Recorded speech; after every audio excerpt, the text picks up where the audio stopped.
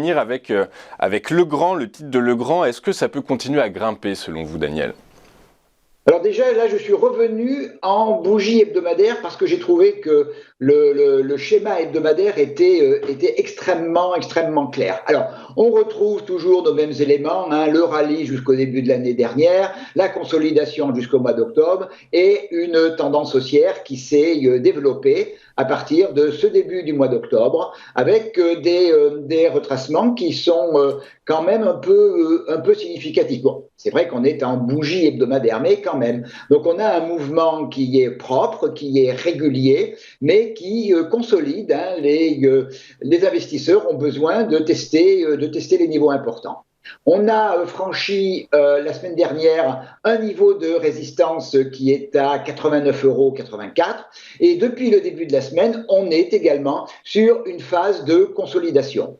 Et je vais avoir le même raisonnement que j'ai eu tout à l'heure pour l'indice sectoriel, à savoir que, premier point, si en clôture hebdomadaire on cassait 97,14, mais surtout si on cassait derrière la moyenne mobile 20 périodes aux alentours de 85 euros, 50, 85 euros 70. On voit que la moyenne mobile 20 périodes fait depuis un mois et demi fait support. On vient chaque fois la tester et les acheteurs sont, lorsqu'il y a petite consolidation intermédiaire pendant la semaine, eh bien, les acheteurs défendent la MM20 hebdomadaire. Donc, si on vient la tester aux alentours de 85,50 et qu'elle, cette fois, elle était cassée, là, effectivement, on pourrait véritablement parler de consolidation.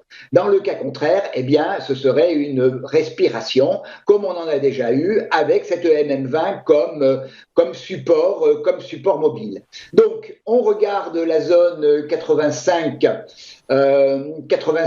60, 87, 14. Si elle tient cette semaine, eh bien, on attend évidemment la semaine prochaine. Et si on casse la MM20, là oui, on rentre en consolidation avec un objectif à 80,26 €, hein, c'est un niveau important puisque c'est un niveau de polarité. Il a fait support et il a fait résistance dans le passé. Et si on casse 80,26, eh bien, on a la dernière chance qui est 76,88 et qui est, lui, le niveau d'invalidation de toute la phase haussière en vision hebdomadaire depuis le mois d'octobre. Si on arrive à retenir ce niveau de 80, surtout de 80, si on clôture au-dessus de 89, 84, cela voudra dire que, eh bien, les acheteurs ont rapidement repris les rênes du marché et pourraient propulser les cours jusque vers 94,32 et 98,64 €. Et votre scénario sur Legrand, quel est-il? Je pense qu'on ira tester à minima 87,14. Je pense qu'on est dans une phase de consolidation, je vais dire intra-hebdo, ou même comme on a eu là sur le mois de mars, hein, quand on était en haut de la bande de Bollinger, on a eu 4 bougies qui étaient une verte, une rouge, une verte, une rouge. On peut tout à fait rentrer dans un schéma de ce type-là. Il avait précédé une consolidation plus profonde.